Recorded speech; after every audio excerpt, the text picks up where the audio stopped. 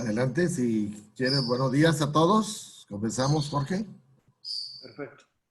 Buenos días a todos. ¿Se escucha? Se escucha perfecto. Ok, perfecto. En nombre de la Barra Mexicana, Colegio de Abogados y de la Comisión de Energía que está presidida por Marcelo, perdón, el apellido. González. Marcelo González. Y le da la bienvenida al maestro Jorge Alberto Ramírez Montemayor a la presentación del curso de energía que está programado para el día de hoy. El maestro Jorge Alberto Ramírez Montemayor nació en Monterrey, Nuevo León, está casado, tiene 2 hijos. Es licenciado en Derecho por el TEC de Monterrey, tiene una maestría en Derecho Corporativo de la Universidad Autónoma de Nuevo León, maestría en Derecho por la Universidad de Nueva York y actualmente cursa el doctorado en Derecho por UDEM. Es socio en el despacho de abogados Santos Elizondo, Sociedad Civil, coordinando el área de energía y cumplimiento regulatorio. Es líder del Comité de Regulación del Clúster Energético de Nuevo León y vicepresidente de la Cámara de Comercio de Canadá de Monterrey. También es profesor de la materia de regulación eléctrica en el posgrado de la UNAM, así de la Universidad Autónoma de Nuevo León, así como la materia de marco jurídico de la electricidad. También como de política energética en el posgrado del UDEM. Es accionista y director de Verde Monarca SAPI, dedicada al desarrollo tecnológico de energías renovables. Te cedo la palabra, Jorge, y te agradecemos mucho en nombre de la Barra, Capítulo Nuevo León, en nombre de Marcelo González, en nombre mío personal. Adelante, por favor, si eres tan amable. Muchas gracias, don Armando. Gracias. Muy buenos días a todos. Quiero darle un especial agradecimiento a nuestro presidente de la Barra, a nuestro gran amigo Juan Isidro Luna, que nos acompaña. También me gustaría agradecer la oportunidad a muy buen amigo de muchos años, Marcelo González, coordinador de esta importante Comisión de Derecho Energético, de Energía de la Barra Mexicana de Abogados, Capítulo Nuevo León, y también pues en especial a don Armando, que me permitió, un buen amigo, la oportunidad de participar aquí con ustedes, hablando de un tema muy interesante, debido a que ha estado en primeras planas de los periódicos. Ya ahorita ya ni quise ojear el norte, porque luego son temas que luego dicen, hombre, para meternos, ¿verdad? Pero prácticamente todos los días ha habido noticia. Todo tiene que ver con la política energética, la nueva política energética del gobierno mexicano, que si bien es cierto, empezaron en diciembre de 2018, ahorita la aceleraron, eso es lo que estamos viendo, y aprovechándose de la pandemia, ¿no? Entonces, si me permiten, voy a compartir mi pantalla para poner la presentación. Muy bien. ¿Sí se alcanza a ver? Sí se alcanza a ver perfectamente. Perfecto. Muy bien. Pues entonces, el tema de la presentación será es la nueva política energética mexicana y sus efectos en la regulación. He estado dando algo similar en otros foros, pero aquí la gran diferencia de lo demás es que aquí la voy a hacer. Todos, casi todos somos abogados o interesados en el mundo energético. Aquí veo que también está un gran amigo y socio mío en uno de los proyectos que estábamos platicando, Armando, de hidroelectricidad. Eduardo Ortegón, le mando un abrazo y un saludo. Y obviamente, por favor, los conmino a hacer preguntas, cualquier duda que tengan, encantado de responderlas o tratar de responderlas más bien. Entonces, licenciado, disculpe la molestia, disculpe que lo interrumpa. Se está viendo, bueno, no sé si sea un tema, pero no se está viendo la presentación. Estamos viendo una pantalla con unos archivos. A ver, déjame ver. Se me hace que ya vi por qué. Gracias. Nada.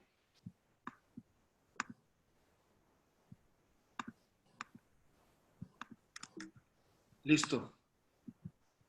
Correcto, gracias. Ya está listo. ¿Se alcanza a ver ya? Sí, perfecto. Ok, gracias. Una disculpa. Empezamos entonces. ¿Qué es lo que ha sucedido? Como todos sabemos, desde en diciembre de 2013, derivado del Pacto por México, principalmente entre el partido gobernante, el PRI, el PAN y el PRD, en una alianza provisional, se ponen de acuerdo para lanzar el Pacto por México y seleccionaron las grandes prioridades en cuanto a regulación que requerían una reforma para poder actualizar al país. Entre ellas encontramos la reforma educativa y luego ahora tenemos a la reforma energética. Y el gran problema que hubo aquí es que no se vendió bien la reforma energética. Los que estaban en contra de ella, que eran diputados y senadores tanto del PT como de otros partidos similares, muchos que están ahorita que conformaron Morena, en punta de lanza encontramos de opositores a la reforma energética en ese entonces, a Rocío Nale, y también tenemos a Manuel Bartlett cuando fue senador. Entonces, ellos, ¿qué sucedió? Se tomó la decisión, y esto lo platican los mismos que participaron en este proceso legislativo de redacción de las leyes, que se tomó la decisión de ya que estaban la mayoría de acuerdo, tratar de pasar la reforma, porque lograr un consenso fue muy difícil. Entonces, debido a que se estaban generando mucha incertidumbre y oposición en la gente, en la población, lanzaron, si recordarán, una campaña donde decían, ¿saben qué? La reforma energética es muy importante porque va a bajar las tarifas eléctricas muy rápido, va a bajar los precios de gasolina también muy rápido y a todos nos va a ir muy bien. Y resulta que ninguna reforma energética en el mundo funciona así. Los que saben de esto, saben que son proyectos muy intensivos de capital, tanto los de hidrocarburos como los eléctricos, y esto implica que se le tiene que meter mucho dinero y esperarse también mucho tiempo para que den los proyectos. Entonces, tardan años para que bajen los precios. ¿Qué es lo que está pasando ahorita? Empezó la reforma en diciembre de 2013. Si bien es cierto, fue muy rápida la implementación, récord mundial prácticamente. Yo recuerdo que, y lo comenta un comisionado de la CRE, Pineda Bernal, que es el único que queda de la anterior administración, lo invitaban a muchos lugares del mundo a dar unas pláticas, y eso me lo dijo hace poco. Me dice, a platicarle sobre lo que ha hecho México en cuanto a la implementación de la reforma, porque todo el mundo estaba anonadado y sorprendido de lo que estaba sucediendo y cómo lo hizo México. Y le aplaudían, y México, así como en temas electorales o hasta en distribución eléctrica, que los invitan a otros foros a platicar sobre lo que hacen para presumirlo, así funcionó con los comisionados de la CRE anterior y para platicar de la reforma. Entonces, todo esto, aunque fue muy rápido, hasta ahorita se estaban empezando a ver las bajas en los precios de electricidad debido a las nuevas tecnologías que entraron, que un proyecto desde su mapeo en un documento y empezar a sacar ideas a que ya empiece a generar luz, por ejemplo, tarda 5 años. Entonces, ya es cuando de 2013 a 2018, 2019 ya empezaron a verse, pero ahora pues ya la nueva política probablemente no va a permitir que se den ese tipo de resultados. Pero en fin, yo lo quería nada más dar como antecedente sobre lo que sucedió en diciembre de 2013. Al fin y al cabo se dio en aproximadamente el 13 de diciembre que se publica la reforma constitucional. Empieza todo un proceso para elaboración de las leyes que luego entraron en vigor, las leyes federales. Y aquí en la reforma constitucional, como todos sabemos, se reforman los artículos 25, 27 y 28, pero aparte entran en vigor 21 artículos transitorios, que esos fueron muy importantes, que a diferencia de otras reformas, aquí fueron muy vastos, se tocaron temas de todo tipo. Desde, que fue otra crítica, ¿cómo dijeron, ¿por qué vas a meterle 21 transitorios?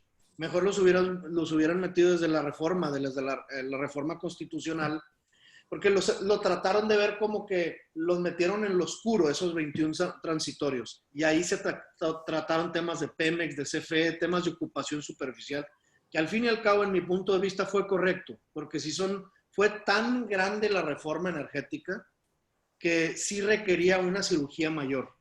Y aquí lo que sucedió es, debido a eso, ya en agosto de 2014, en el año siguiente, entra en vigor la ley de la industria eléctrica, se publica el 11 de agosto de 2014, junto con la ley de hidrocarburo y otras que veremos, y ya entra en vigor formalmente el 12 de agosto de 2014. Que muchos recordarán, esas fechas nunca se nos van a olvidar porque había, a partir de esa fecha se adquirieron, o antes de esa fecha se habían adquirido ciertos derechos para permisionarios de autoabastecimiento, que ahorita es lo que estamos viendo con el tarifazo y demás. Entonces, ¿qué dicen los transitorios de la ley de la industria eléctrica? Quienes presentaron solicitudes de permisos bajo la antigua ley de servicio público de energía eléctrica, tiene derechos ya adquiridos para que se les aplique la antigua ley y sus reglamentos, y no la nueva, que es ahorita parte de la queja de la actual administración sobre este tipo de permisos, que nos vamos a ir más a fondo más adelante. Entonces, bueno, ya vimos que lo que sucedió en diciembre de 2013 y agosto de 2014, pero en resumen, ¿qué sucedió? Tanto en la industria de hidrocarburos como en la eléctrica, se abrió la participación a particulares, tanto nacionales como extranjeros. En hidrocarburos les dijeron, ya pueden entrar abiertamente a exploración y producción.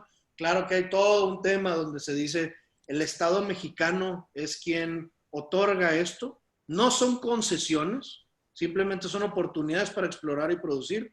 Se firman contratos de exploración y producción con el órgano del representante del Estado mexicano, que es la Comisión Nacional de Hidrocarburos. Y luego, ya que se hace la exploración y se está produciendo, hay un contrato de comercialización de ese hidrocarburo de petróleo, por ejemplo, que se firma con Pemex, y de ahí ya ellos lo comercializan y se vende a ciertos precios pactados, ¿no? Y también se les permitió a los particulares ya hacer grandes proyectos de transporte, de almacenamiento, etcétera. En el lado eléctrico, en la generación y comercialización es donde se abrió completamente. Y digo completamente porque ya existía, como todos sabemos, la comercialización y generación eléctrica desde muchos años antes, desde décadas antes, a través de estos conceptos de autoabastecimiento y cogeneración eficiente, donde, como veremos, una persona, la ley permite desde la Constitución, porque no se considera servicio público, o sea, no hay un mercado negro, como está diciendo ahorita el gobierno, de la venta de electricidad. No, nada que ver, todo es legal. El artículo 36 de la Ley de Servicio Público de Energía Eléctrica ya permitía el autoabastecimiento, donde dice, se puede vender para consumo propio. Entonces lo que dicen es, consumo propio es para los propios accionistas de la sociedad que generan, de la productora. Y a ellos dándoles una acción, siempre hay una acción, metiéndolos a su permiso con la CRE, incluyéndolos también en el contrato de interconexión con CFE, se considera como que es para consumo, para cubrir necesidades propias, como lo maneja la ley, y se permitía desde antes esto, nada más que todo tenía que ser a través de una sociedad, no era tan flexible como es ahorita, y es donde se vino la gran inversión. Pero correctamente, hablando de la electricidad, que es donde nos vamos a enfocar más en esta presentación, aunque vamos a hablar de temas energéticos en general, hidrocarburos y eléctricos, debido a lo que ha estado sucediendo recientemente en nuestro país, todos los cambios regulatorios, el enfoque será, si me lo permiten, hablar de electricidad. Y en este aspecto, el Estado aquí se reserva los siguientes sectores, que fue correcto. Esto sí es importante mencionarlo, con todo color. La transmisión y distribución de electricidad, desde la Constitución se maneja que el servicio público de transmisión y distribución está reservado por el Estado mexicano. El control y despacho del sistema eléctrico nacional, que eso quiere decir que es control y despacho, es la facultad que tiene el Estado mexicano a través del SENACE, en este caso, decidir quién entra y quién sale primero para despachar, para entregar electricidad. Y esto es muy importante porque aquí es donde viene el control y aquí viene también el tema de soberanía energética. No importa que estén los internacionales aquí en el país metiendo dinero, porque como quiera quien controla es el Estado mexicano. A diferencia de otros países capitalistas y hasta alguno que otro socialista, el control y despacho lo ven por zonas y de repente se lo dan a algún particular con un monopolio legal, entre comillas, y les dicen, tú eres el que lo manejas. Por un ejemplo es en Canadá, por ejemplo. O en Estados Unidos. Y por último, la administración del mercado eléctrico mayorista. En muchos estados del mundo, existen mercados eléctricos y estos mercados son administrados en algunas ocasiones por el Estado, por el gobierno, y en otras ocasiones se los dan también, contratan una empresa y es la que la está administrando el mercado. Eso pasa en Europa. Pero para bien, México se lo reservó. Esto para poder tratar de evitar problemas que han sucedido en otros lugares donde, o en otras épocas en México, como en el caso, siempre lo menciono, de las telecomunicaciones en los 90s, que privatizan a Telmex, Teléfonos de México, pero luego resulta que se lo entregan a quien compró esa empresa, le entregan los fierros también, la infraestructura. Y ahí tienen que pagar las otras empresas de telecomunicaciones, le tienen que pagar a esa empresa por usar los postes, por ejemplo, de teléfono. Y eso es inviable. Por eso dijeron, aquí nosotros controlamos, todos van a pagar, incluyendo CFE, que es un participante más, como veremos, pagan por eso y todos parejos. Y aquí se crea este principio muy, muy importante, que es principio de acceso abierto y no indebidamente discriminatorio. Eso quiere decir, con las nuevas leyes, que todo mundo, si hay factibilidad técnica, todos deben tener acceso. No importa cómo te llames, ni de qué país vengas, si eres gobierno, si eres privado, ni qué tan grande tu tecnología, ni qué tan chica. Y ese principio está también íntimamente ligado a otro que se llama el principio de despacho eficiente o eficiencia económica, que para bien, dicen nuestras actuales leyes, que primero sale a vender su electricidad, despacha y vende una central que sea la más barata de todas en esos momentos. Entonces, hablaremos más del despacho eficiente, pero todo eso, ¿por qué lo comento? Porque con la nueva política, que de eso se trata esta plática, quiere poner eso en un segundo plano y elevar la confiabilidad del sistema arriba, como veremos. Entonces, ¿qué ha sucedido? ¿Qué ha pasado derivado? ¿Cuáles han sido las consecuencias de esta política energética? En primer lugar, en temas de hidrocarburos, como todos sabemos, se suspendieron las subastas de exploración y extracción petrolera, que si bien es cierto no tuvieron el éxito que tuvieron las subastas eléctricas, iban muy bien, no porque no llegaban al 100% a subastar todas las áreas que se estaban tratando, no quiere decir que no hubo éxito, al contrario, eran áreas que tal vez nunca Pemex, y ahora más aún con la situación económica por la que está pasando Pemex, nunca hubiera visto esas áreas de exploración. Y se las dieron a empresas internacionales y al menos lo que están haciendo es ya están entregando estudios de decir, oye, con las mejores tecnologías y con buena inversión, estos son los resultados. Pero bueno, se suspendieron. Hubo también lo que le llamamos un ralentizado de otorgamiento de permisos. ¿Qué es lo que es esto? Se bajaron considerablemente el otorgamiento de permisos, especialmente lo podemos ver y lo pueden comentar y reiterar nuestros compañeros que están en la industria de las gasolineras aquí en Nuevo León, Oxogas, Petroseben, todos ellos. No les permiten ahorita, no les están autorizando las sesiones de derechos de las gasolineras por excusas, porque a pesar de que hay 90 días para que la CRE conteste, a veces están diciendo, ¿sabes qué? Aquí literalmente esta coma debió haber estado, me pasó, esta coma debe estar en esta oración y no se entiende lo que me estás diciendo, ya te previne una vez, rechazado el trámite, te desechan el trámite. Entonces, hay que pedir la devolución del pago de derechos y volver a presentar la solicitud y otra vez hacen lo mismo. Entonces, esta política energética no escrita está haciendo que ya no haya más participantes privados en el mercado. Y sí hay permisos, no es de que no hay ni uno, pero los están aventando a cuentagotas. Y eso está afectando mucho y está íntimamente relacionado con la carta a la que haremos referencia de hace un par de días que presentó el American Petroleum Institute quejándose justo de eso. Y en el tema eléctrico, ¿qué es lo que pasó? También se suspendieron las subastas eléctricas, que aquí es una cuestión de orgullo, de lo poco que podemos ir a hablar de lo bueno de temas políticos y de gobierno en México, porque tenemos otras cosas muchísimo mejores, nuestra cultura y demás, pero no nos metemos eso.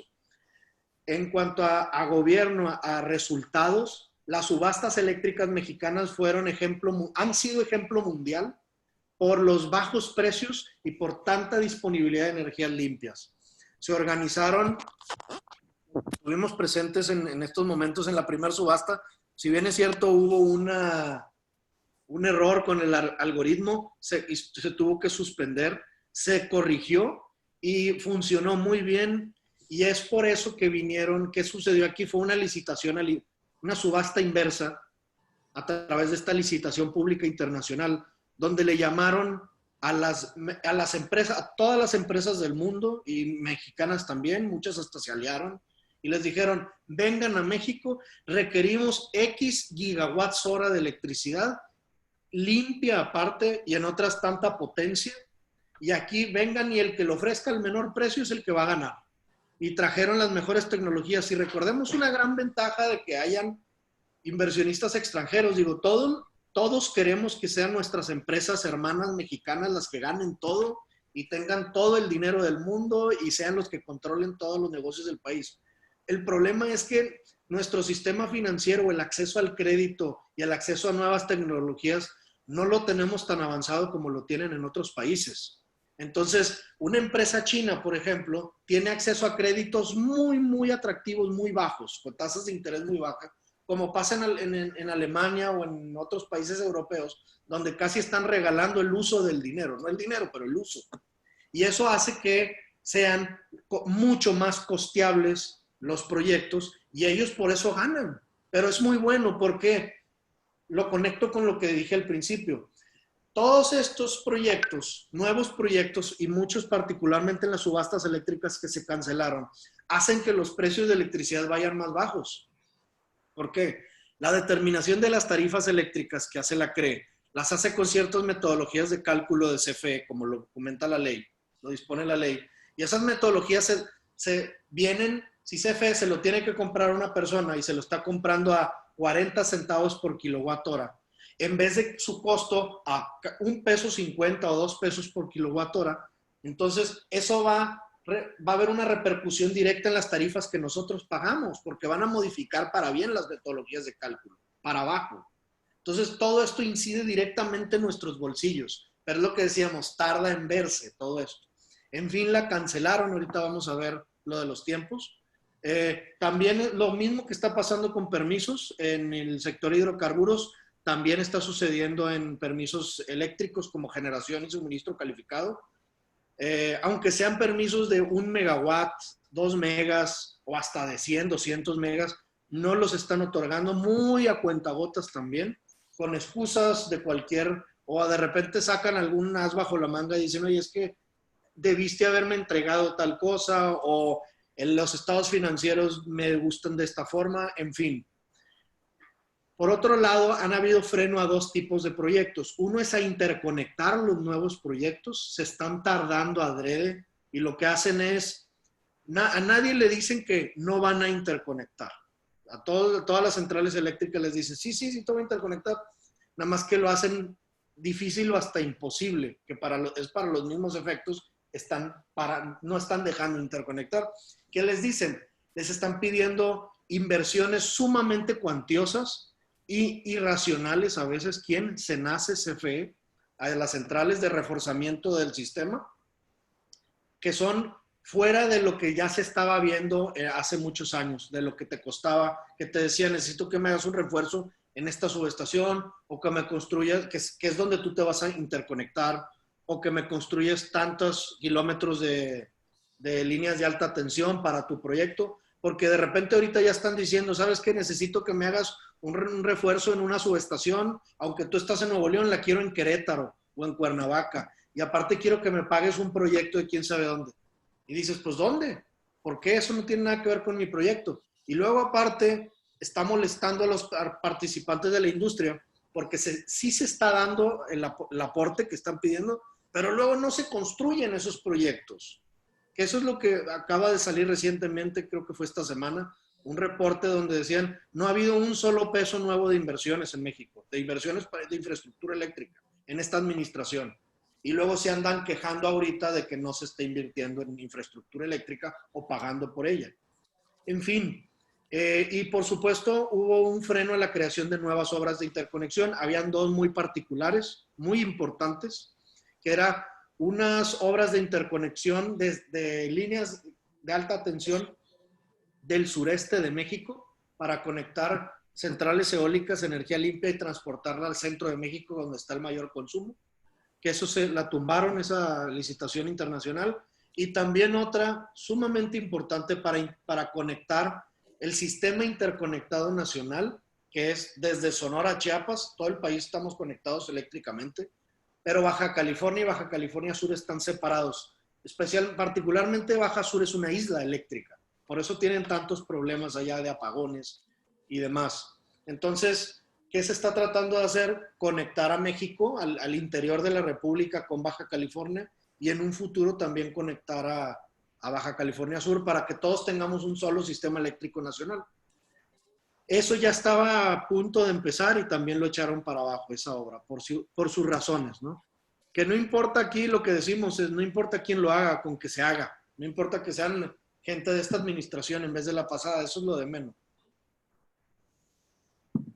Entonces, ¿qué pasó? Para la industria de hidrocarburos se frenaron las cosas. Ya no hemos visto, por supuesto, nuevas subastas, que era el alma de toda la reforma energética, con los temas de exploración y extracción. No se ha mencionado nada de que pretendan realizar cambios drásticos en la regulación, que lo que han dicho y han sido, como se comenta, por compromisos con el Banco Mundial y con nuestros socios del Tratado de Libre Comercio de América del Norte, Telecán, y ahora será TEMEC en unos días, de no tocar las leyes, no reformar las leyes federales. Pero lo que sí han estado haciendo es, abajo de la pirámide, como vamos a ver, sí han estado tratando de tocar algunos temas. Más fuerte lo han hecho en la industria eléctrica, como podemos ver, desde el inicio de la administración del presidente López, se han realizado ya cambios trascendentales, pero sin tocar comas a la ley. Eso sí, la promesa fue a 3 años, que empieza con la nueva legislatura. Las elecciones son ya el año que entra en junio. En menos de un año son las elecciones. Y ahí es donde ya dicen, ahí sí ya hay bateo libre. Entonces el compromiso se acaba y a ver qué sucede. Pero bueno, debido a estos recientes acontecimientos, que como les digo, nos enfocaremos en el último sector, en la industria eléctrica, sí me gustaría comentar algo que sucedió de la carta del API, del American Petroleum Institute, del 11 de junio, hace unos días, y las consecuencias que tiene. ¿Qué sucedió aquí? El presidente del API, el 11 de junio, redactó una carta y se lo envió al secretario de Estado americano, al de Energía, al de Comercio y al representante comercial, a Robert Lighthizer, donde dice, aquí, señores, les quiero platicar que hay una grave afectación a los intereses no solo de México, de Estados Unidos, sino de empresarios mexicanos. Lo que están haciendo, reconocen también primeramente, y esto es algo importante, la interconexión e interrelación que existe entre los mercados energéticos de México, Canadá y Estados Unidos. Estamos conectados físicamente y aparte de ello por negocios. Y están acusando directamente, una acusación directa al gobierno mexicano, así lo comentan al gobierno mexicano, de discriminación. Están discriminando contra inversionistas americanos en violación a los acuerdos suscritos entre México, Estados Unidos y Canadá por los tratados. Esto, hay un documento dentro de esa carta o anexado. Ellos están documentando casos particulares. Por ejemplo, acusan a Pemex de captura regulatoria, acusan también de abusos de Profeco que se están yendo directamente contra gasolineras con inversión americana o las que no tengan imagen de Pemex, donde los están acosando. Y como también comentan, se está haciendo más gravoso de lo normal obtención de permisos. Lo que comentábamos, ellos lo están ejemplificando ahí y documentando. Obtención de permisos, incluyendo para nuevos expendios al público de petrolíferos, no están otorgando en muchas ocasiones.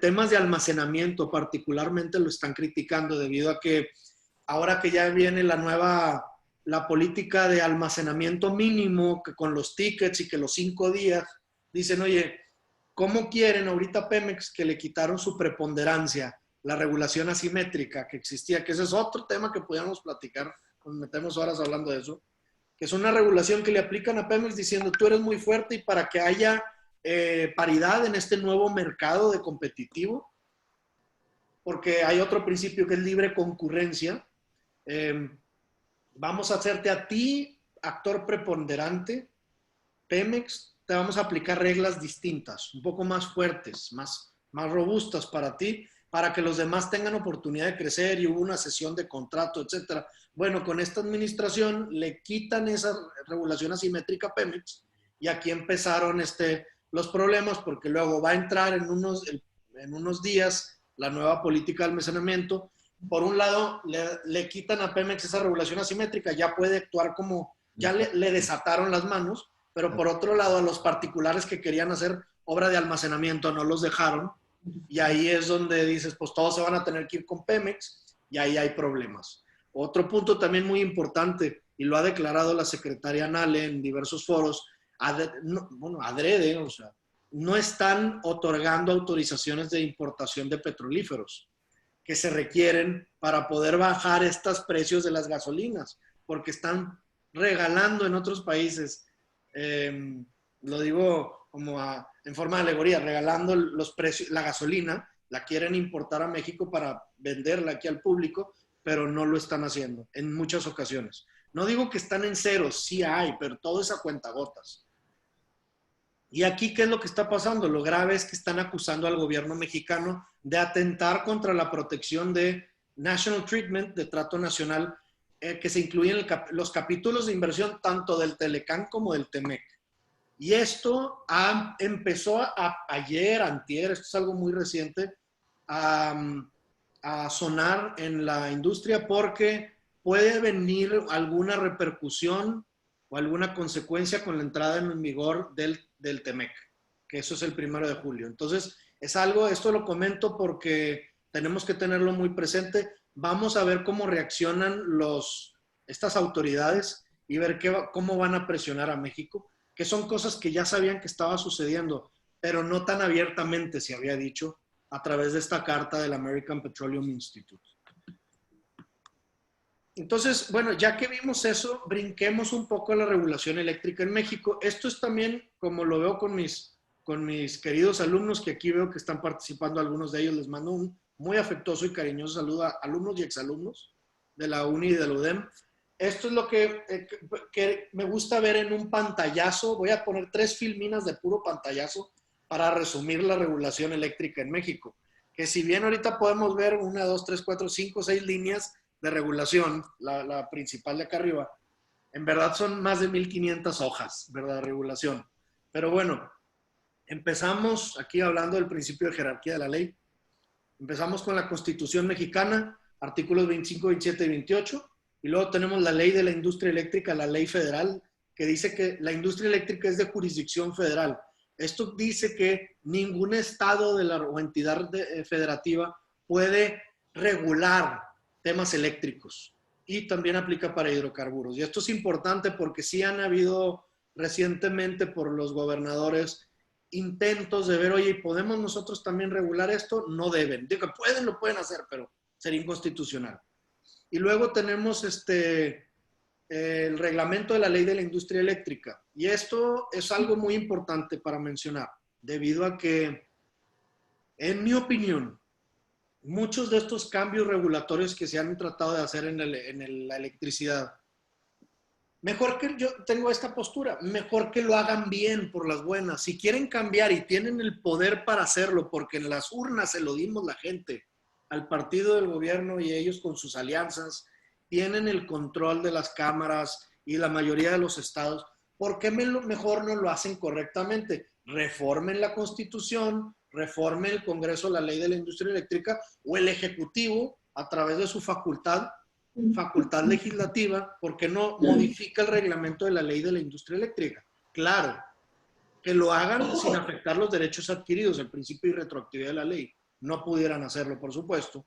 ¿Qué fue lo que sucedió cuando entra en vigor la ley de la industria eléctrica, que dice al principio, el primer transitorio, se abroga la ley de servicio público de energía eléctrica? Y eso implica que ya no exista esa ley, salvo para los que se están rigiendo por esa ley. O sea, se respetaron los derechos adquiridos a esa fecha. Entonces, todos los cambios que quieran hacer, que dicen, ya no queremos que hayan, vamos a suspender las pruebas preoperativas de las centrales eólicas y demás, háganlo para las próximas, cambiando las leyes. No hagan los que ya tenían esos derechos no las puedes afectar. Por eso les están otorgando suspensiones de amparo y por eso creo que van a ganar todos los amparos en los temas, los 3 temas que vamos a ver más adelante, que son el acuerdo del SENACE, la política energética y la resolución 893 de la CRE. Y ahí nada más como un pequeño comercial sobre el reglamento. Quería nada más sacar ese punto de que mejor que hagan las cosas bien, pero con la ley en la mano, andar cambiando regulación menor, disposiciones operativas y administrativas o a través de acuerdos, que luego pues va a ser mucho más fácil tumbarles, ¿no? O sea, creo que han tenido prisa y dijeron, vamos a tratar de sacarlo ahorita aprovechando que está la contingencia, que no es grilla esto. Si leen el acuerdo del SENACE, dice que es derivado de la contingencia. En fin, esta regulación eléctrica también tenemos después del reglamento las reglas del mercado, que se componen por unas bases del mercado y por disposiciones operativas. También hay disposiciones administrativas, que son un montón, más de 20, temas que te dicen cómo se deben de interconectar y conectar centros de carga y centrales, cómo debe hacerse el suministro eléctrico, etc. Y luego tenemos 5 leyes federales también que nacen y que en agosto de 2014, cuando sale la LIE y la LH, que tenemos a la Ley de Transición Energética, que esta es muy importante porque aquí es donde dice cuánto debe ser la mezcla de energía limpia con la energía que se está consumiendo. Aquí viene, muchos preguntan, ¿de dónde vienen los porcentajes de la mezcla de energía? Todo viene en la Ley de Transición Energética de llegar a un 35% al 2024. Y quien tiene la facultad para decidir cuál debe ser la mezcla de CELS por año es la CENER y lo tienen que hacer con ciertos años de anticipación. También tenemos la ley de CFE, una nueva ley de CFE, que la convierte, aquí pudiéramos platicar una presentación muy interesante sobre cómo funciona la CFE. La convirtieron, como sabemos, de una empresa, de un organismo paraestatal a una empresa productiva del Estado, una EPE, formada por subsidiarias y filiales. Las subsidiarias son las que controla el 100% CFE, son otras empresas, son otras personas morales, por ejemplo, una de ellas es CFE Suministro Básico. Si vemos nuestro recibo de luz, va a decir CFE Suministro Básico. Y antes era nada más Comisión Federal de Electricidad, como quiera está la holding. Pero mientras tanto hay filiales, como lo son CFE Calificados, la que le vende a usuarios calificados, que es una SASB. Y hay posibilidad de que particulares puedan participar en el capital social, siempre y cuando que CFE tenga la mayoría. Y otro caso es el generador de intermediación, CFE y CL, que ahorita es un actor del que vamos a platicar. Muy interesante también, que es quien representa a todos los titulares, las empresas titulares de contratos de interconexión legados. Y luego tenemos la ley del SENACE, la ley de energía geotérmica y la ley de órganos reguladores que rige a la CNH y a la CRE. Y aquí también en un vistazo tenemos quiénes son por un lado en la columna izquierda, las áreas de la industria donde se pueden participar, y en la columna de la derecha, las áreas de la industria que se le reservó el Estado mexicano y quiénes son sus titulares. Entonces volvemos a la columna izquierda, tenemos generadores, comercializadores y usuarios finales. En generadores hay 3 tipos, único y exento, y luego está el generador de intermediación, que ya hablamos de él. Y la diferencia entre único y exento, como todos sabemos, es el umbral del 0.5 megas. Si tú llegas a 0.5 megas de capacidad de generación, entonces ya requieres permiso y tienes que pedírselo a la CRE. Y si es menos de 500 kilowatts de capacidad o 0.5 megas, no requieres permiso. Todos los que tienen paneles solares, casas, comercios, demás, probablemente la gran mayoría son generadores exentos y les llamamos, cuando es generación exenta y cumple ciertos requisitos, se le llama generación distribuida. Y luego si es limpia, se le llama generación distribuida limpia y tiene ciertos beneficios, como el banco de energía. Por otro lado, tenemos comercializadores. Hay 2 tipos, comercializador suministrador y comercializador no suministrador. Los suministradores son 3, calificados, básico y último recurso, que dependen también, uno le surte a calificados y otro al básico, y tiene que ver con los usuarios finales, que si tú tienes una demanda igual o mayor a 1 megawatt y tu centro de carga entró en operación después del 12 de agosto de 2014, eres un usuario calificado o tienes que migrar y registrarte como usuario calificado y te tiene que suministrar un suministrador calificado, que eso es bueno porque son precios de libre mercado, lo que lleguen a pactar, ya no son tarifas reguladas, como para todos los demás que somos usuarios básicos. Y hay un tipo de usuario calificado, también es interesante, no se ha hecho mucho uso de esto, pero es un usuario calificado que le puede comprar directamente al generador, no requiere, o al mercado, no requiere comercializadores, pero tiene que cumplir ciertos requisitos, una demanda mínima de 5 megas y un consumo anual de al menos 20 gigawatts hora, que no cualquiera llega a esto. Y aparte implica que debes de tener una unidad en tu empresa dedicada a la compra-venta de energía, una unidad para estar revisando el mercado y precios y demás. Y por otro lado tenemos autoridades, como ya lo hemos mencionado, no me detengo mucho, pero la facultad de transporte que es alta tensión, la tiene CFE Transmisión. El distribuidor tiene media y baja tensión, que es CFE Distribución, otra empresa subsidiaria.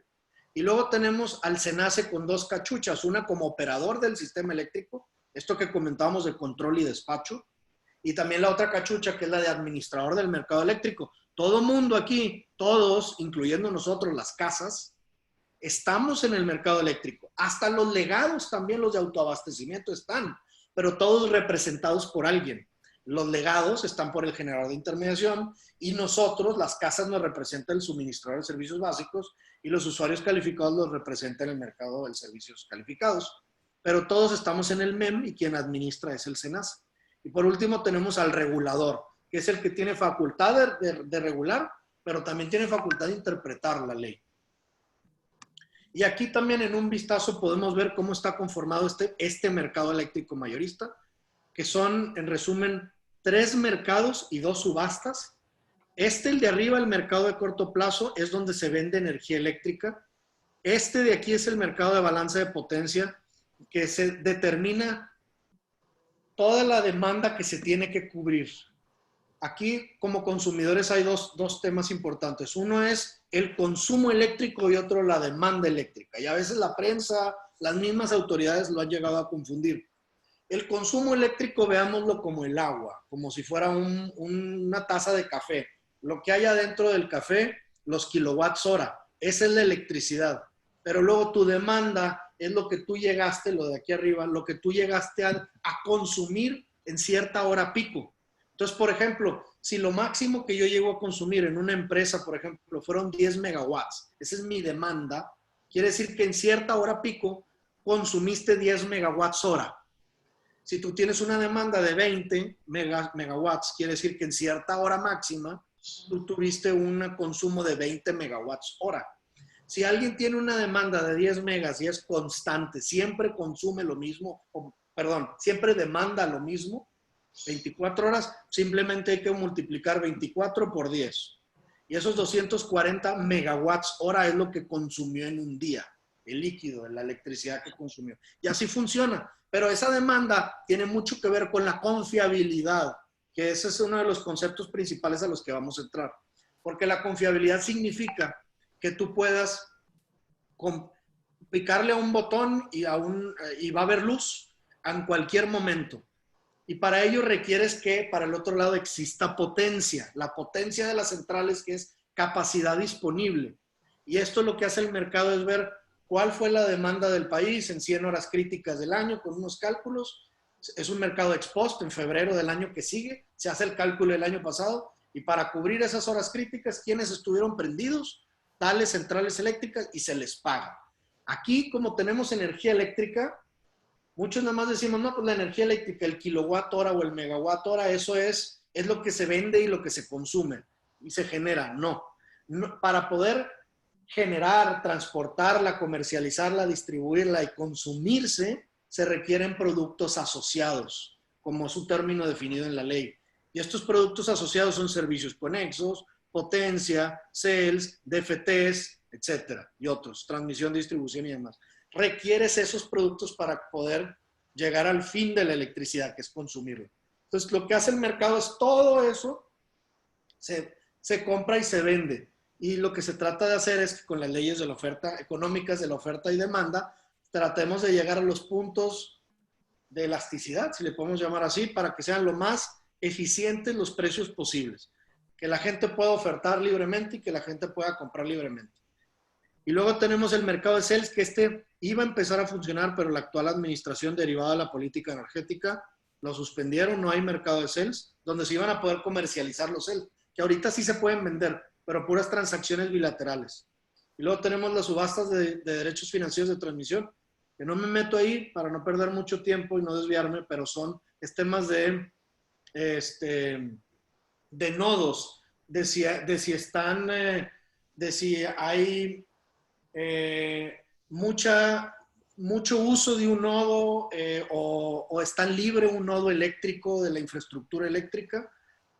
Tiene que ver con derechos financieros de transmisión y que ayude a desfogar esos nodos, entonces se le paga, y quien esté causando problemas a los sistemas eléctricos en cierto nodo tiene que pagar derechos financieros de transmisión por el uso. Y luego tenemos las subastas y mediano y largo plazo, que son las que cancelaron, que las de mediano son de energía y potencia y las de largo plazo de electricidad, potencia y CELS. Aquí tampoco no me detengo, pero es nada más para que puedan ver. La presentación está para compartir con mucho gusto, pero son los tipos de comercialización que existen y lo quise poner en una sola filmina.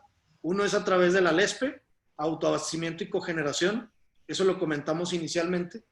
Y los otros puntos, los otros 4 formas son a través de la nueva ley. Bueno, de la actual ley, ya no nueva, ya tiene 5 años. Generación única, directo como generador mercante, el que le vende al mercado. No tienes que tener un comprador. Quien pone una central y está funcionando, ya interconectada, le vende al mercado y te lo compran al precio marginal local al que existe.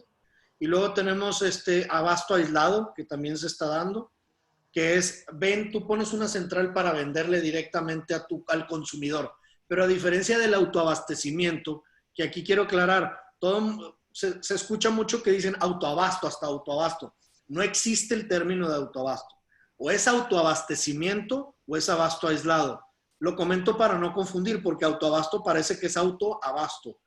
Son cosas muy distintas, porque aquí tienes que estar conectado directamente con el consumidor y acá no, que esa es una de las grandes críticas del gobierno, que dicen, oye, no puede ser que te cueste lo mismo generar en Chiapas y entregar en Chihuahua a generar en Chihuahua y entregar en Ciudad Juárez. Es lo que le llaman para intermitentes limpias. Se les llama estampilla postal.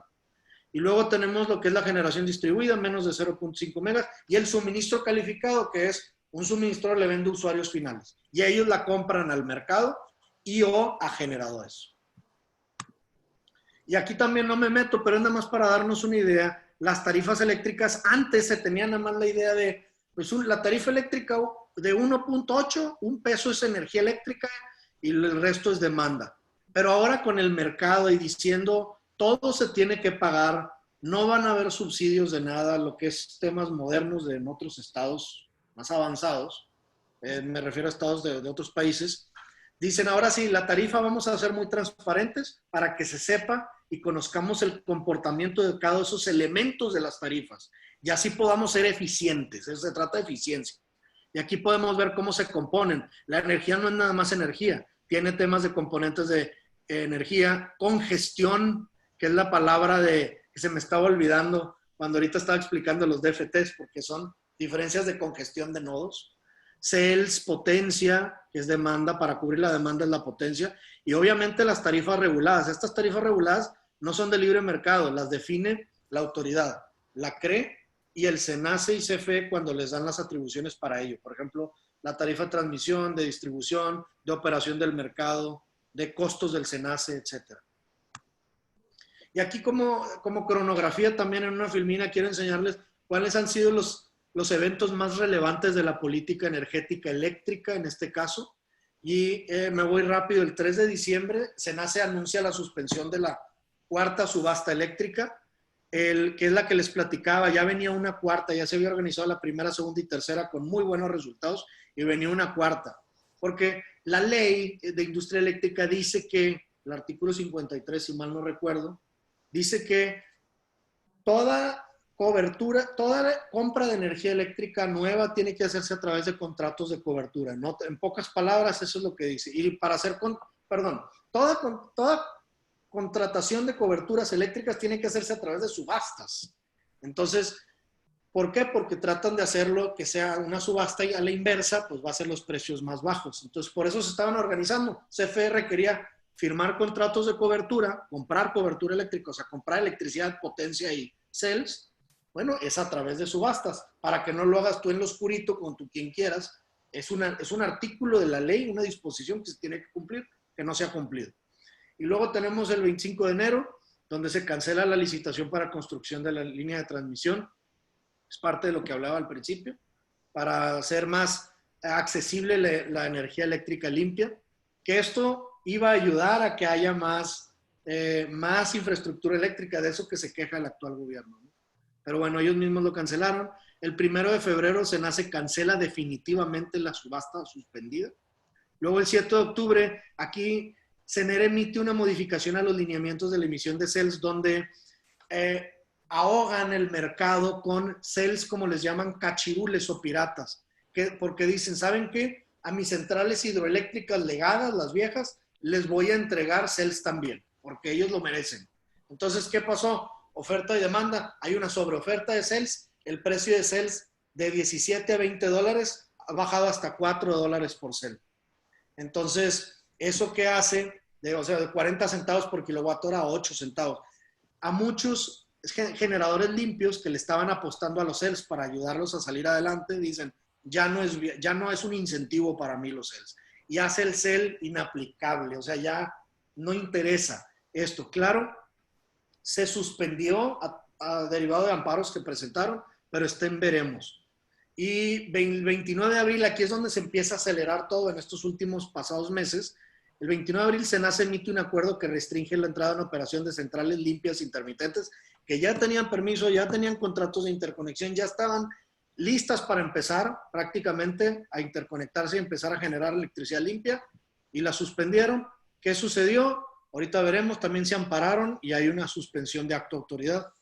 Y luego el 15 de mayo, la SENER emite la política energética nueva sobre confiabilidad, donde lo que hacen es elevan la confiabilidad sobre todo lo demás.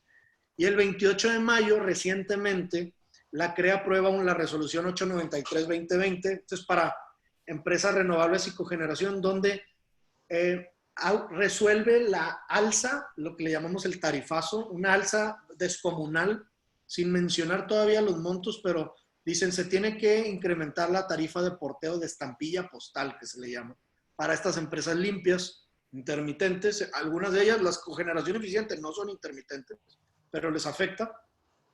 Y ahorita le puse dicha resolución, a la fecha no ha sido publicada, pero en el DOF, pero ya está publicada ayer, ya empezó a circular y ya se puede tener acceso a la RES 893-2020, que es para renovables y cogeneración. Ya hay una RES 894, que es para fuentes convencionales, cada una con sus anexos. Les digo, esto es de ayer apenas, ¿verdad? Y claro, en base a ello, CFE y CL, el generador de intermediación que los representa a todos ellos en el mercado, publica el aumento de las tarifas, como vamos a ver más adelante. Entonces, nada más me voy a detener un poco sobre el acuerdo y luego de la política y la resolución. El acuerdo lo que hace es suspende pruebas preoperativas, y aquí habla sobre cómo violaron la ley contra el principio de legalidad, faltaron contra eso, grave falta de temporalidad, no especifican cuánto dura la medida, nada más dicen que mientras dure la contingencia sanitaria. ¿Cuándo va? Ni Gatell sabe, ni nadie cuánto va a durar esto. Falta de proporcionalidad, no hubo consulta previa, que eso le costó la chamba, como recordarán, bueno, con la política también, pero le costó la chamba al comisionado presidente de la Comener, antes Cofemer, a César Hernández, que aparte fue el subsecretario de Electricidad cuando fue la reforma eléctrica, y él pues dijo, renuncio ante esta presión, porque querían saltarse esto y aventarla, la política y el acuerdo a toda costa, y sucedió y pues renunció. Atenta contra el principio de retroactividad de la ley, trastoca el principio de confianza legítima, las centrales ya estaban listas administrativamente para operar. Y esto es una jurisprudencia de la Corte, la confianza legítima, y que también se vulnera este derecho. También atenta contra la libre concurrencia y competencia económica. El diseño de la LIE y parte de la LH es en cuanto a temas de comercialización, almacenamiento y demás. Es libre competencia. Aquí queremos que estén funcionando los más eficientes y los más baratos, porque todo redunda en los precios finales del consumidor. Se presentaron también 23 amparos y se concedieron suspensiones definitivas. ¿Qué efectos hay? Se redujo la generación eléctrica, bueno, pretenden reducir la generación eléctrica. Hay más de 4.600 millones de dólares de freno de inversiones, 44 proyectos. Se incrementa el uso de combustóleo, se incrementa el precio de la electricidad al final. Y por otra parte tenemos la política del 15 de mayo de la CENER. Aquí se elevó al principio de confiabilidad como punto máximo y dejaron abajo el despacho económico y el acceso abierto. Violaciones a la ley muy similar a las otras. Aquí no me detengo para que lo puedan ver en su momento, pero tiene que ver con también faltan contra el principio de legalidad, ni siquiera fundamentación y motivación para hacerlo. Redacta regulación la Secretaría de Energía, que no tiene facultades para ello. Para eso está la CRE, por ejemplo. Pudieran hacerlo a través de una modificación al reglamento de la ley, que lo hagan, ¿verdad? Y contra el principio de retroactividad. ¿Cuál es el estatus de los medios de defensa? Se han presentado amparos y se han conseguido suspensiones. Que aquí muy interesante que se han suspendido para todo mundo la política energética. Erga omnes en vez de principio de relatividad aplicable. ¿Por qué? Porque aquí se basan en temas ambientales. El derecho a un medio ambiente sano y el derecho a la salud que tenemos todos los mexicanos, eso debido a la progresividad de las leyes, para bien, eso muy bueno, dice que hay cierta jurisprudencia que cuando se está hablando de eso, hay leyes que afectan estos derechos, le va a aplicar para todo el mundo. A diferencia del acuerdo o de la resolución del acuerdo del Senado, la resolución de la CRE. Y aquí, ¿qué podemos ver? Los efectos son pérdida de más de 30,000 millones de dólares de inversión. Hay una centralización del poder, hay captura regulatoria, que recordemos, la captura es cuando uno o varios participantes del mercado, en este caso CFE o Pemex, controlan al regulador y le dicen, tú tienes que darle por aquí o hacer regulación que me beneficie a mí. Y esto se da en muchos países también, pero se trata de combatir. Impide también generación limpia en gran escala. Quiero aquí comentar algo. También va a afectar en gran escala la afecta, ya lo hemos visto, crean barreras, etcétera, pero me quiero ir al último punto, también potencialmente afecta la política de la generación distribuida, a las casas, no a los que ya lo tenemos, pero sí a los que van a tener. ¿Por qué? Porque la política dice, esto tiene que seguirse y ordena, la CRE y SENACE cambiar las reglas, las disposiciones, dicen, tienen que adecuarlo a esta política. Y la política dice, por ejemplo, que ahora temas centrales de baja tensión tienen que cumplir con requisitos de media tensión, que ya hacen proyectos más grandes. Estudios de interconexión, inversores inteligentes, que va a elevar los precios para arriba. Gracias, ahorita a Dios está parada la política y aunque esté en vigor la política no quiere decir que ya afecta, pero se ordena cambiar. Y si se le meten mano a las disposiciones administrativas de carácter general, puede ser muy perjudicial porque también le pueden meter mano a otras reglas de generación distribuida. Y por último, aquí sobre la resolución, ¿qué es lo que sucedió? Nada más para ver, esto fue lo del tarifazo, de 5 centavos por kilowatt hora en alta tensión, aquí podemos ver a cuánto lo suben, en media tensión, y de 10 centavos 89. Son incrementos de entre 500 y 800%, lo que es desproporcional y es inconstitucional. Y aquí es por eso, ya se empezaron a presentar amparos, se han concedido suspensiones. El tema es que los amparos van a afectar solamente o beneficiar al que lo está solicitando. No va a haber efectos erga omnes. Y aquí, ¿qué es lo que va a estar pasando? Quiero destacar un punto aquí particular. Va a haber si es que no se echa para atrás este tarifazo, hay potencial de afectación enorme a la economía nacional, porque hay un estudio que dice que aproximadamente el 10% del Producto Interno Bruto es creado por empresas que son consumidores de contratos de autoabastecimiento, que son socios de sociedades de autoabastecimiento. Muchos de estos contratos, los que lo conocen, los de autoabastecimiento y cogeneración eficiente, tienen una cláusula de pass-through que dicen, yo te voy a pasar a ti directamente, sin sobrecargos y sobrecostos, la tarifa de porteo. Y lo que defina la CRE o CFE, intermediación de contratos legados, eso yo te lo paso a ti. Y pues dice el consumidor, no pasa nada, porque yo conozco que de los últimos 10 años para acá ha estado incrementando con la inflación. Es normal, es natural. Pero de repente irse a esto va a ser inviable los contratos y van a tener muchos a forzarse a salirse de estos contratos. Y si se salen de estos contratos van a tener que pagar penalizaciones. Y habrán otras que se quedan y van a asumir estos costos. Y adivinen a quién le van a traducir estos costos o trasladarlo. Van a trasladar a los propios consumidores de sus productos, del 10% del PIB nacional. Entonces, eso es algo muy importante que hay que tener en mente. Y por último, las últimas par de filminas, para dejar tiempo para preguntas y respuestas en esta hora que tuve. Hay medios de defensa nacionales y luego voy a hablar del medio de defensa internacional. Con el medio de defensa nacionales hay dos herramientas particulares que se tienen. No me meto a hablar de recursos, que el de revocación, porque pues son, ya sabemos qué es lo que sucede cuando se presentan recursos internos administrativos. Simplemente te resuelven en contra y vas a tener que usar alguno de estos medios de defensa. Es el amparo indirecto para actos administrativos de la CRE y de CNH o la demanda de nulidad ante actos del SENACE. Y quienes lo pueden presentar desde generadores, suministradores y también consumidores. Si forman parte de contratos de suministro y son afectados por estas medidas, pueden presentar también un amparo indirecto. Hay un tema que se le llama el interés legítimo, a diferencia del interés jurídico, que lo tiene directamente el interés jurídico un generador o suministrador afectado, pero el consumidor como un interés legítimo también se pudiese llegar a acreditar. No es fácil, pero sí existe la posibilidad.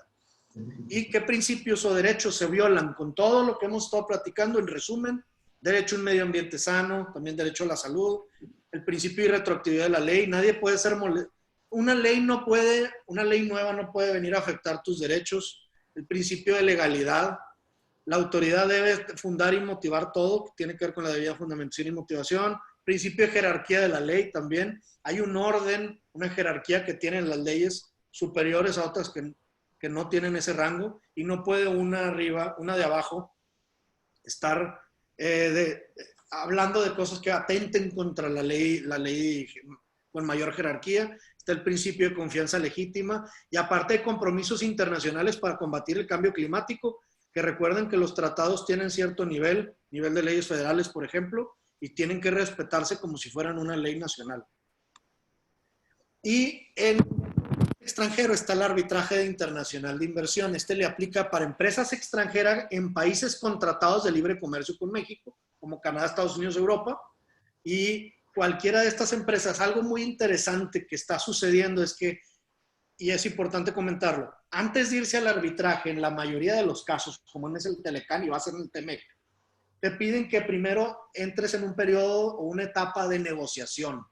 Y tiene que entrar a la negociación, la otra parte. Aquí se demanda al gobierno del país. Es lo interesante. Entonces, una empresa extranjera, por ejemplo, cualquiera, y aplica para lo de el tema de hidrocarburos con la carta de la API que comentamos, que fue hace un par de días.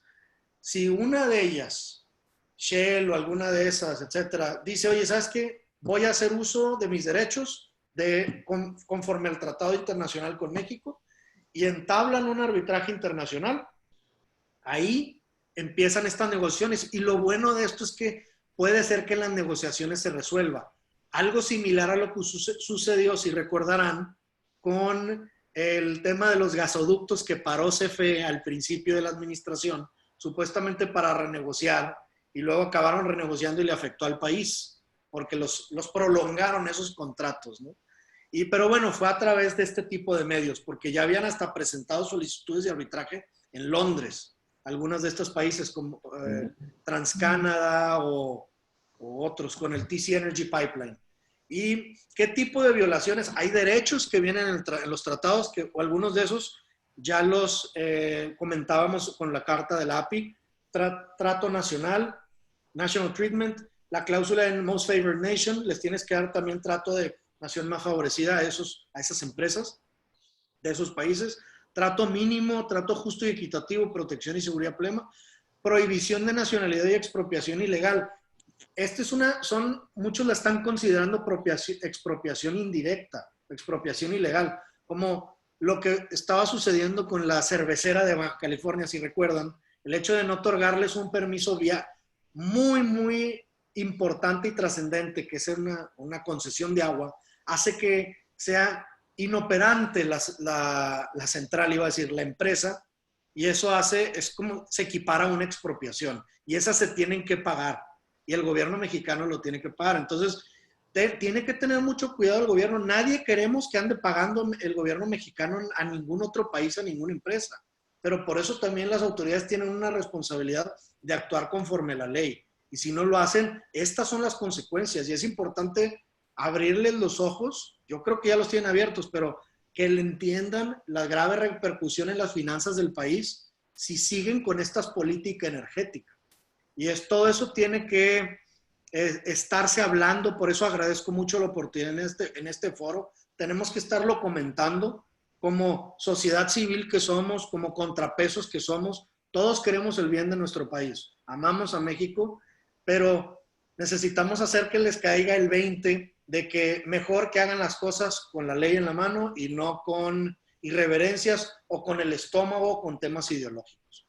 Y con esto termino mi presentación. Les agradezco mucho la oportunidad. Estoy a sus órdenes para preguntas. Jorge, muchas gracias por tu participación. Brillante exposición, sinceramente, una muy bien explicada. Tenemos varias preguntas, pero antes de las preguntas quisiera abordar unos temas. Gracias.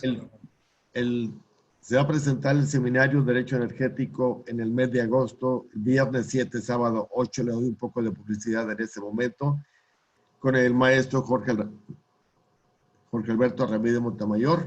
Él nos va a hacer el favor de presentarlo, acompañarlo, y les doy exposición ahorita para que se puedan, nos puedan hacer las inscripciones en los momentos adecuados. También le doy las gracias a los participantes por todo su apoyo, con saludos especiales a Cristina Vizcaíno, consejera nacional de la Barra, a nuestro tesorero nacional Jorge Ojeda, a Caco Peláez, presidente del capítulo San Luis Potosí, Marco Arámburo, presidente del capítulo Sinaloa. Bienvenidos a todos en nombre del capítulo de León, y bienvenidos, y le agradezco también el apoyo de nuestro presidente Juan Isidro Luna, y pasamos a las preguntas, comentarios que nos están haciendo. Nuestro coordinador reciente, Marcelo González, menciona lo siguiente: la reforma energética tuvo un problema de comunicación. Se vendió en el sentido de que una vez implementada, inmediatamente se verían sus beneficios. No es así. Tras una reforma de esta magnitud, los mercados tardan en madurar entre 8 y 12 años. Correcto. Es decir, los resultados se darían en tantos años. En México no pasan de 4 años. Te están comentando, Jorge. Es cierto, correcto. Coincido. Por otra parte, también hace Marcelo, también efectivamente una política no escrita en México. Este gobierno no ha revertido la reforma a través de un cambio constitucional. Sin embargo, tanto electricidad como hidrocarburos han engordado los trámites para el otorgamiento de permisos, precisamente para desincentivar la aparición de las empresas en el sector de hidrocarburos. El gobierno, por su política de austeridad, canceló el factoraje de NAFIN. Esto ha provocado que las empresas no tengan liquidez y por ello están impedidas para operar. Es cierto. Sí, lo que comenta Marcelo es un hecho. Han estado con las herramientas que tiene la autoridad, la misma CRE, no han estado otorgando permisos en tiempo, hasta cansarlos a los participantes, y por supuesto, ya no hay, con la eliminación del factoraje, no tienen dinero a veces para sacar para lo básico muchas empresas, y se están desapareciendo también. Hay otra pregunta también. ¿Podrías ampliar sobre la explicación de incremento de tarifas de transmisión aprobadas a finales del mes de mayo por parte de la Comisión Reguladora de Energía, la CRE? Entiendo, esta aplica a centrales renovables privadas que operan desde antes de la reforma energética, claro, y se encuentran bajo el esquema de sociedad de autoabasto. Autoabastecimiento, así es. Hay dos documentos. Uno muy importante es, si me permite, la 893 y la 894. Aquí, ¿por qué lo comento? Porque le aplica a ambos. Si me permiten, nada más les voy a enseñar aquí. Esta es la que les decía que ya... Ahí va. Esta es. Si lo pueden ver, apenas es salida del horno. Es la famosa resolución 893. La 894 le aplica, aquí podemos ver a quiénes. Dice, titulares de contratos de interconexión legado con centrales de generación eléctrica en fuentes de energía renovable o cogeneración eficiente. Que no es nada más ya para intermitentes, es para todas las que son, dice legado, que son las de antes. Hay contratos de interconexión y contratos de interconexión legados. Los legados son todos los que se rigen bajo el amparo de la Ley de Servicio Público de Energía Eléctrica. Pero luego tenemos la 894. La 894, si pueden ver aquí la diferencia, déjenme nada más ponerla, aquí la tengo. Aquí, ¿qué dice esta? Dice, titulares de contratos de interconexión legados con fuente de energía convencional. Estos son para fuentes que con gas natural, por ejemplo, que no tienen el beneficio de estampilla postal, que es el de, que les decía, tú generas en un lugar y te cuesta prácticamente lo mismo. Ellos sí, los renovables y de cogeneración eficiente. Entonces, aquí lo que sucede es que, hablando de las renovables y cogeneración eficiente, si me permiten, les voy a enseñar lo que dice el acuerdo de la... Bueno, ahí lo debo de tener, pero el acuerdo del CFE, donde dice, en base al 893, voy a incrementarlos y vienen estas tarifas nuevas de estampilla postal que sacan de mercado a muchas de estas empresas con incrementos de 500-800%. Entonces, hay una afectación, hay un incremento para contestar la pregunta, de las tarifas de transmisión que pagan tanto las renovables y las de cogeneración eficiente, por un lado, esas son enormes, y también hay una afectación a las de fuentes convencionales, pero no es tan fuerte como lo es para ese caso. La siguiente pregunta es, ¿cómo acredita un usuario el interés jurídico si el generador es quien tiene la afectación directa? Sí. El interés legítimo en este caso, ¿cómo pudiera llegar a acreditarse para poder participar en un amparo, que ya lo estamos viendo? Es decir, yo usuario consumidor, tengo un contrato de comercialización de autoabastecimiento, por ejemplo, con X productor. Ese X productor tiene un contrato de interconexión legado. Hay un acuerdo del 893 y hay un aviso de la CFE-ICL que se publicó ese aviso en el Diario Oficial de la Federación, y eso hace que se incrementen las tarifas de porteo. El contrato dice que esa tarifa de porteo se me pasa directamente a mí. Por ende, yo soy directamente afectado por esta resolución de la autoridad y contra ese acto administrativo yo me presento en el amparo. Esa es la que estamos viendo. Falta ver que la autoridad lo vaya a admitir, pero creemos que sí.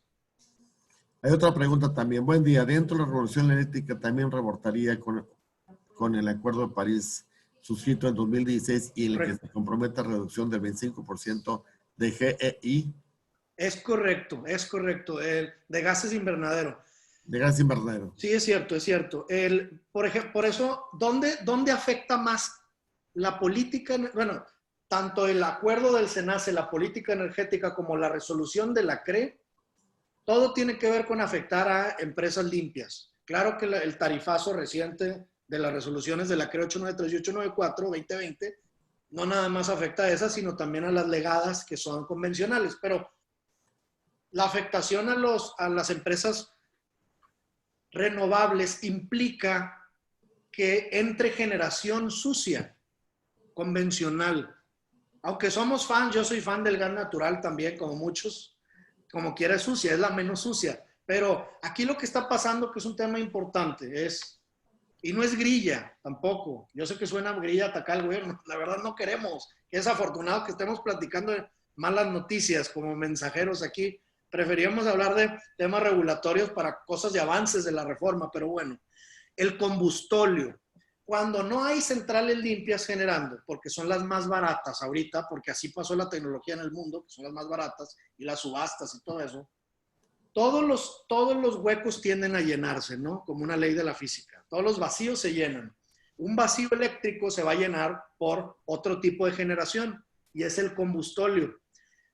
El combustóleo, y digo lo de la grilla porque se ha estado mencionando que el gobierno, derivado de ciertos cambios a reglas internacionales, donde ya no se permite el uso de azufre en ciertos niveles o combustóleo en barcos, CFE se ha estado quedando con mucho combustóleo que no puede almacenar, ya no hay lugar para almacenar y lo quieren quemar porque ya no lo compra, nadie lo acepta. Entonces, ¿cómo lo quemas? Generando electricidad con plantas viejas de CFE. Esa quema de combustóleo, aparte de que es sucio y que hay una estadística que dice que 25,000 mexicanos se mueren al año por ese quema de combustóleo. Va a haber más todavía. Y es una salida del combustóleo. Y decían, no, esto es grilla, no es cierto, el gobierno no hicieron estos cambios del acuerdo del SENACE y de la CRE, etcétera, por el combustóleo. Lo hicieron por otras cosas, por otras razones, porque hay inestabilidad de la red, y etcétera. Resulta, quienes han tenido oportunidad de ver el nuevo programa de CENER, que ahorita está para consulta en la CONAMER, que publicó la Secretaría de Energía, resulta que admiten, no recuerdo si era el numeral 2.2 o 4.4, que una estrategia de la nueva política energética es quemar combustóleo. Entonces, todo esto está afectando los compromisos internacionales del Tratado de París, por ejemplo, para bajar los gases de invernadero, de efecto invernadero. Lo están perjudicando eso. Y recuerden, esos tratados son leyes y se tienen que respetar. Por eso les comentaba que creo que van a tener éxito la mayoría de los amparos, si no es que todos, especialmente el que tumba o el que pretende tumbar los efectos de la política energética y el acuerdo del SENACE de suspensión de etapas preoperativas. Muchas gracias, Jorge. Otra pregunta también. ¿Cuál sería la recomendación para una persona que esté interesada en comprar paneles solares para su casa? Al día de hoy no hay afectación. Tranquilamente síganlo haciendo. Yo soy también un gran proponente en lo personal de la generación distribuida limpia. Si tienen intención de hacerlo, les recomiendo que lo hagan. Pero eso sí, acuérdense, hay ya intentos por cambiar y hacer más difícil el acceso a paneles. Si pueden hacerlo ahorita, comprarlos ahorita, instalarlos, mejor. Porque el futuro que nos depara no sabemos qué es lo que va a suceder. Entonces, yo sugiero que se vayan adelante con eso. Correcto, Jorge, gracias. Jorge, otra pregunta también. Viendo las decisiones extremas que ha venido tomando el gobierno federal, ¿consideras que existe la posibilidad real de expropiación material y jurídica con indemnización de todo el sistema eléctrico? Qué bueno, no había escuchado esta pregunta en un foro, está muy interesante. Iba a decir al principio sí, pero cuando ya comentan la expropiación de todo el sistema, o sea, de todos los participantes privados, así es. Si fuera por cuestión de dinero, sí lo harían, pero no tienen dinero para poder pagarle a tanta inversión. Es tan intensivo de capital el tema eléctrico y de hidrocarburos que no va a poder el gobierno. Van a acabar negociando y van a acabar echando para atrás, pero recuerden, el gobierno ahorita puede sacar una política y se van peleando y la echan para atrás y puede sacar otra y otra vez andarnos peleando. Por eso la clave aquí es encontrar los consensos y los canales de comunicación adecuados con el titular del Ejecutivo para que ya no le escuche a ciertos personajes que tienen en energía y en la CFE y que escuche la razón del mundo entero. Somos el único país ahorita, creo que ni Corea del Norte, que vamos contracorriente en el tema de las energías limpias. Y eso nos duele porque no nos afecta, olvidemos a nosotros, a nuestros hijos les está afectando. Y eso es inaceptable. Gracias, Jorge. Hay otra pregunta. ¿Qué implica la suspensión de todas las pruebas preoperativas de centrales eólicas e intermitentes futuras y en proceso de interconectarse? ¿Eso quiere decir que por el momento ya no habrá nuevas centrales eólicas? De acuerdo al acuerdo, valga la redundancia, de SENACE, sí, pero debido a que presentaron todas amparos, y en todas se les dieron la suspensión definitiva, a pesar de que estuvo muy peleado, no comenté, pero SENACE, aparte, llegaron a ciertas salas de audiencia y en juzgados de distrito y se equivocaron y los corrieron. Hay toda una, si lo buscan en el periódico, en los periódicos, lo van a encontrar la historia, pero tuvieron más de 15 horas de alegatos. Estaban diciendo y estaban echándole ganas para echar para abajo las suspensiones que fueron otorgadas. Lo bueno es que se otorgaron las definitivas y estas van a durar hasta que acaben los juicios de amparo, que pueden durar años. Lo bueno de esto para ese tipo de empresas es que es tiempo suficiente, como ya hay suspensión de suspensión de la suspensión, quiere decir que pueden hacer pruebas con CFE y van a tener tiempo suficiente para poder interconectarse y empezar a despachar. El problema va a ser luego si sigue este acuerdo para las que siguen. No todas las empresas solares y eólicas que tienen permiso y contrato de interconexión presentaron amparos, sino las que ya estaban en etapas de prueba. Hay unas regionales por aquí que en un año o en 6 meses van a estar en esa etapa y pues les puede afectar a ellas si es que no la tumban para todo el mundo o la echan para atrás. Correcto, Jorge, gracias. Hay otra pregunta también, esa la hago yo. ¿No han pensado por parte del gobierno separar las empresas, crear una escisión de las empresas, quedando en una de ellas los activos, las cosas positivas que tiene una empresa y dejar en otra empresa las cosas que son de pasivos laborales, pasivos que tiene la empresa, y con la separación ponerla en la Bolsa Mexicana de Valores y ganar así dinero?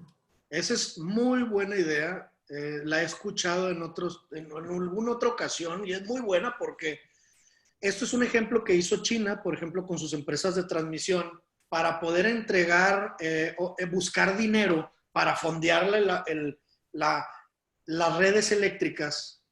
¿Qué hicieron? Agarraron a su empresa que pues tiene la mezcla de pasivos laboral, nómina ineficiente, no por los trabajadores, porque hay de más. Quiero decir una cosa, los empleados de la CFE, y la gran mayoría son ejemplo mundial en eficiencia. Van y les dije ahorita, van y dan cátedra a otros países del mundo, porque CFE es excelente para distribución y transmisión eléctrica, excelente.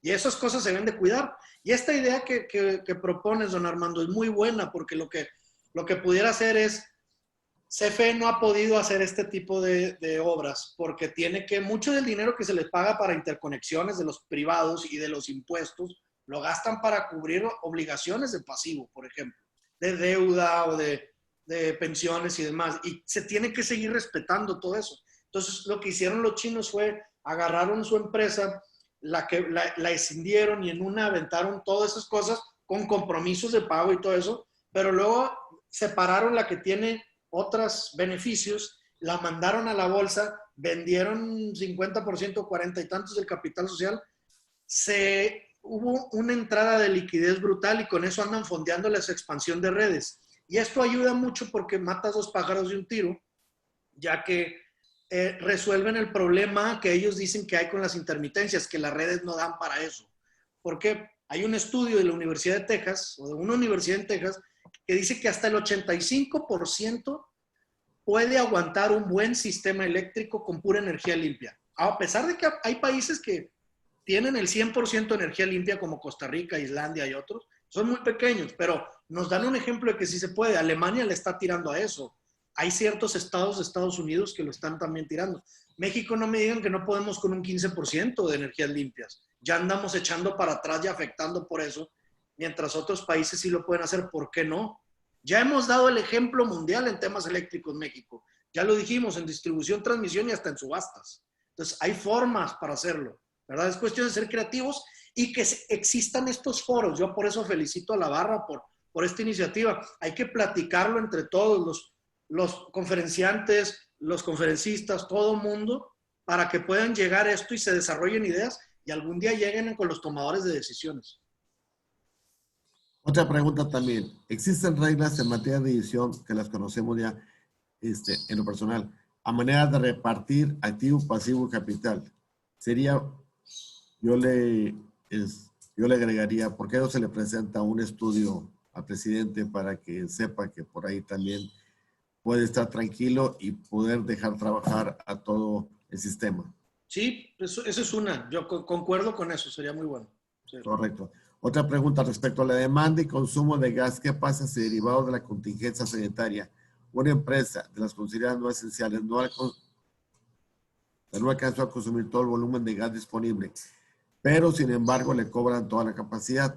¿Aplicarían los principios de caso fortuito y fuerza mayor? Es muy interesante.